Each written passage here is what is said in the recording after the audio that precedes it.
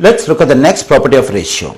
Both the terms of a ratio can be multiplied or divided by the same non-zero number. Let's look at an example.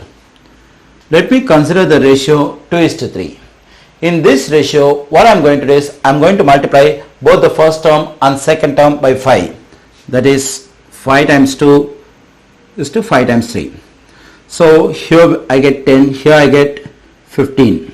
So this is a new ratio I get when I multiply the terms of the given ratio by 5. What is the relationship between the given ratio and the new ratio 10:15? They are equal. Why do we do such multiplication? What's the reason behind it? So when we do problems on ratio, it may be required. That is, in the given ratio, there is 2 in the first term. We want it to be 10. So what we have to do? We have to multiply both the terms of the ratio by 5. So to make the first term as 10. Okay, now let's consider the ratio 15:25. Okay, in this ratio, there is a common divisor 5 for both the first term and second term. So we can divide both the terms of this ratio by 5.